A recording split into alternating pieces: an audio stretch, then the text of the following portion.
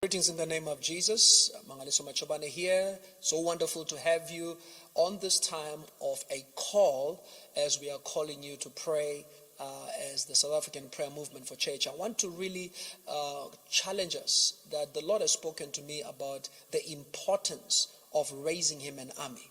And I want us to understand that even in a season such as this, we really need to become that army of the Lord that God has called us to be. It is important that we understand that we are at war, and it's a spiritual war as much as it manifests in the physical. But we are really in a spiritual war because the impact is felt also spiritually as much as it is also felt physically. And so it is important that we raise up the army of the Lord, prayer warriors. We particularly as people of prayer need to be prayer warriors. We need to understand the importance of being soldiers. One of the things and one of the attributes about being a soldier is that soldiers are disciplined. Soldiers are determined. Soldiers are not civilians, and they don't behave in civilian manners. When civilians are relaxing, having a good time, soldiers are watching the safety of those civilians. They are the ones who watch. They are the ones who make sure that the civilians, the citizens, are well taken care of. The nation is still intact. They are in the battlefield. They are always in the front lines. They are always at the peripheries, at the border gates, at the gates, at the entrances. And they occupy strategic positions. The military or the army has got intelligence. And they don't just do any kind of action. They do an informed action. You may think that the army is just, randomly going to guard a certain place, or they are randomly making a search. As much as there are random searches and random assignments, but most of the time it's very strategic. So I want us to have a strategic mind as we enter into 2021 as the South African Prayer Movement, to have a strategic mind of prayer, to have a sense that there is something God is up to, and he wants us to be part of that, and he wants us to be in the middle of that. In fact, he wants to partner with us. He wants us to partner with him, rather, so that he would begin to do what he desires. I want us to see the army pattern from Joel chapter 2 as a model that I want to talk about. And I shared this some time ago, and I feel it's important to once again bring this up. And we felt, in fact, as a team, that it's important for us to see this scripture of Joel chapter 2. I want us to become that army of Joel chapter 2. The Bible says in Joel chapter 2 verse 2 in the New Living Translation, "It is a day of darkness and gloom, a day of thick clouds, a deep blackness suddenly, like dawn spreading across the mountains. A great and a mighty army appears." All right, nothing has been like it before, and nothing will ever be like it. You see, in the middle of war, there has to be an army of the Lord that rises. In the middle of war, when the enemy is fierce charging, there has to be resistance. There has to be people in the spiritual realm that are able to stand up and fight and resist that charge of the enemy. And so that's you and I. We are called by God as intercessors to begin to take the responsibility to move out of civilian mindsets and civilian attitudes and begin to assume a position of being the army of the Lord, the army that we are, the great and mighty army, the great and mighty army. That's the kind of an army that God is raising. He's raising a great army. He's raising a mighty army. You and I are part of that army. Let's behave as such. Let's begin to think like that. Army people are always thinking, in army ways, even when they are no longer in the camp, but they are somewhere else. They are methods, they are mannerisms, they are ways of thinking, their ways of operation are always in the army mode of thinking. So we need to have that kind. They are disciplined. You are not supposed to find, a person who's a soldier doing things that will compromise his position as somebody of a military status. And so Joel chapter 2 verse 3 says, fire burns in front of them and flames follow after them. Ahead of them the land lies as beautiful as a garden of Eden. Behind them there is nothing but desolation. Not one thing escapes. So this kind of an army, which is God's army, fire goes behind them. In other words, that is the overflowing of the Holy Spirit. The fire we know of is the fire of the Holy Spirit. The Bible says he will baptize you with the Holy Spirit and with fire. So the fire of the Spirit is the power, is the ability, is the consuming fire, that glory, that anointing that consumes everything in its way. We need to be those kinds of people. We need to pray that the church becomes a people of fire. We need to pray the church into the army, that the church of Jesus Christ become militant, that the church of Jesus Christ becomes an army.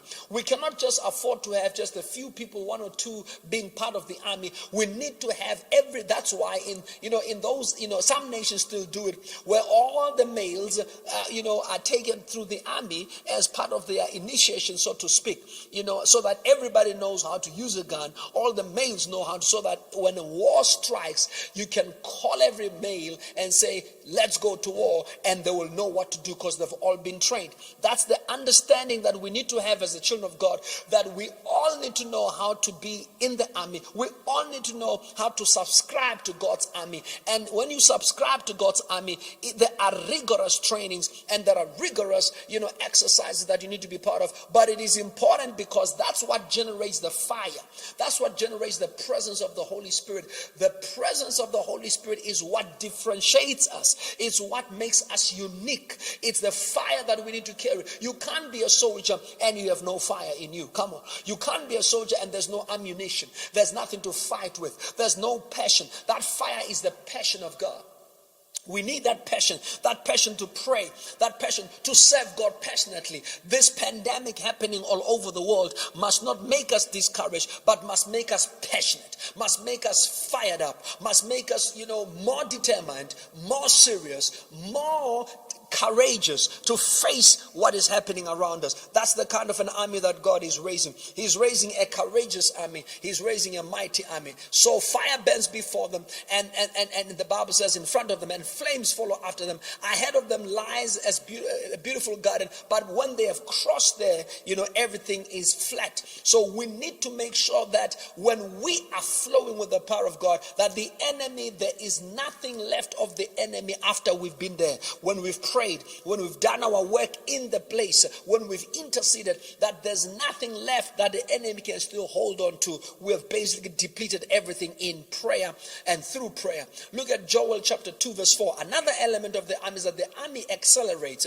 They look like horses. Joel 2:4 in the NLT. They look like horses. They charge forward like war horses, focused, determined, relentless, and committed. So you see, when they look, it says they charge forward. We don't become discouraged and say, well, there's no reverse gear for this kind of an army. Yeah, there's only forward gears, no reverse gear. They charge forward all the time. They are focused, they are determined, they are relentless, they are committed, they are focused, they are determined, they are relentless, they are committed. You need to be focused, you need to be determined, you need to be relentless, you need to be all in, committed. That's the kind of an army that God wants to raise in this season. We need to be that kind of an army.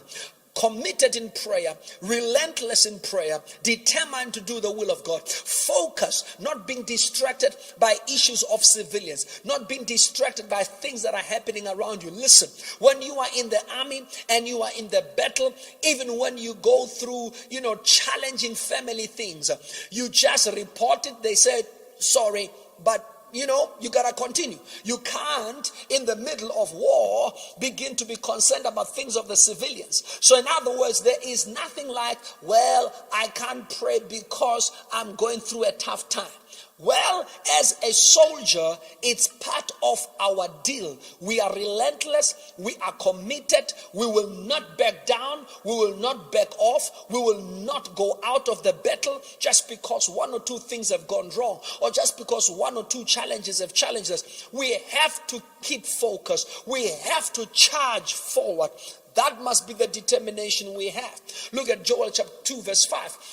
The Bible says, look at them as they leap along the mountains. Listen to the noise they make, like the rumbling of chariots, and like the fire sweeping across the field of stubble, or like a mighty army moving into battle. You see that it speaks of unity of purpose and a sense of mission. We need as intercessors to have unity of purpose as the body of Christ. We need unity of purpose, and we need a sense of mission. Our purpose must be to make sure that the earth, this world, the Bible says, and the kingdom of this earth shall become the kingdoms of our God and of his Christ, is to transition, to transform, to change the kingdoms of this world, to become the kingdom of our God and his Christ. That's a mission and a half. So you need to be determined. You need to be focused. The enemy will resist you. He's not going to sit there and allow you to transform, people from darkness to light. He's going to resist. But when he resists, we must fight. We must be focused. We must be united. So it's a united front. When you see fire going forward, you don't see sporadic fire here and there. That fire, for it to become strong, it's almost like it goes in a line and it's just raging, going forward, raging. If you stand in front of that fire, you could burn. It's raging. That's the level of unity we must have. The Bible says here in Joel chapter 2 verse number 5, it says they leap along the mountaintops. Listen to their noise that they make, like the rumbling of chariots, the roar of fire sweeping across a field of stubble. That's what the enemy must hear when he's listening. He says, what is that roar? What is that rumble? It's the church praying. It's the church praying, and it's coming, and it's fierce, and it's united, and it's one mind, one order, one thinking. We need to have that sense of push. We need to have that sense of that attitude that we are moving forward. We are not backing down. We are not giving up. We are not quitting. This is not the time to quit. This is the time to be focused. This is the time to push. This is the time to be strong in prayer. And that's the kind of an army we need to have. A passionate army, burning with desire for the things of God. A passionate army, burning with life, burning with anointing inside of us, because God has called us to do so. Look at Joel 2 verse 6. It says, fear grips all the people. Every face grows pale with terror, enveloped by the glory of God, the fear of God, and the awe of the Lord. So we see respect there. We see honor. It's about time that the church is honored and respected. It's about time. And how do we restore the honor? The church has become a laughing stock. Because of all these false prophets and all these, people who have come to really deceive and to really come and they are really people who have come to rob people in broad daylight with fake miracles, dramatized, staged miracles, and staged prophet in the name of prophecy. The abomination, no fear of God. And that has bring ridicule to the church. But we believe that as we begin to intercede and pray, God is going to start restoring a mighty church, a praying church that will cause the fear of the Lord to come upon the people. That when the people see, the church, they'll say, wow, these are the holy ones of God. There used to be a time when you see a clergy or a reverend or a priest, you would really honor, you would really have respect. But today, it's like, okay, he's just a preacher. No, we need to restore that by what? By prayer, by intercession, by making sure that as we pray, once again, the fear of the Lord, the fear of God's things comes back to the community, comes back to God's people, comes back to governments, to nations, to the church primarily, and starting with the church and then going out to the community. The fear of God must come. Look at Joel chapter 2 verse 7. The Bible says in the New Living Translation, It says never break rank. It says the attackers march like warriors and scale city walls like soldiers. Straight forward they march, never breaking rank. So when we begin to run together, we do not break rank. We are accountable and we follow orders. One of the things, unfortunately, that has haunted intercessors over time is that they are people who don't follow orders. They break rank. They don't submit to their pastors. They think they know a lot. So they do this, they do that. We will not be known like that. These are not the kind of intercessors in this season. Not at all. That may have been seasons past. That may have been times of ignorance. But now we are raising disciplined intercessors. We are raising men and women who know that you follow protocol. You honor your men of God. You submit to your men of God, to the pastor, the man, the set men over your life. Whoever God has set over your life, the woman of God over your life, whoever God has set as the one you are accountable to. So we don't break ranks. We don't try to say, because I'm an intercessor, I know better than everybody else. No, we are all in order. We are all understanding ranking, that we pray for the fivefold ministers. Some of us as intercessors are not in the fivefold ministry per se as ordained ministers, though we may operate in dimensions of the fivefold. But that does not mean that now you look down on those God has set. Your pastor may not be on fire the way you are. It's your job to be on fire. Let him do what he does. You do what you are called to do. And so you honor your men of God. You honor your pastor or your woman of God, whoever your set man or set woman is over your life. You honor them. You don't break ranks. You honor God's generals. You honor God's leaders. When you speak with honor and respect. So that's why verse number 8 says they never jostle each other. Each moves in exactly the right position. They break through defenses without missing a step. So there is submission one to another. There's no competition among intercessors. Please, we don't do that in battle. The war It's not like that. It's one army. If an army is divided and they're all trying to shine, that army is going to lose that battle. We are all honoring one another. We submit one to another. We understand when we are given instructions. We don't look at age, physical age. We look at what God said we must do. Because some people who command the intercessors may be young in age, but they may carry strength and may carry weight and authority. It's not in the age. We don't know each other after flesh and blood. We know each other after the Spirit, and we honor what the Spirit of God says we must honor. So it's very important that we don't become competitive, but we are in one heart, in one mind. The last portion, verse number 8, they do not push one another. Everyone marches in his own column. And it says, though they lunge, and this is in the New King James Version, though they lunge between the weapons, they are not cut down. I like that. Though they lunge between the weapons, though we go through the weapons and we are just, moving through these weapons, but nothing touches us. Nothing touches us. That is the sense of army, the sense of the military, the sense of being at war that we must have. I want to pray today that God will begin to make you that kind of an intercessor. Let us pray. Father, in the mighty name of Jesus, I pray today for my brothers and sisters watching and listening. Father God, this particular word, that Lord, you will raise us up as the South African Prayer Movement for Change. Raise us up as a change movement of prayer in South Africa. Raise us as people that pray. Raise us as people that know how to pray, so that we are united in prayer. We are passionate about prayer. We don't break ranks. We are submitted one to another. We follow orders. Help us, Father God, to be people who are honorable and who are honored in prayer. Help us, Father God, to charge forward, not to be discouraged, to be relentless, committed, determined, and focused. Help us, Father God, in the name of Jesus, to be filled with the Spirit, passion for you, passion for your work, zeal for the Lord. Mighty God, thank you, Father. Help us to become the great army you have been preparing in this season, in Jesus' name. That we don't complain, that we do not become murmurers, complainers, soothsayers, gossipers. Help us, Father God, to be delivered from all that kind of murmuring, to be submitted rather, to go in the things of God, to go all the way, to go beyond the call of duty, because we are sacrificial.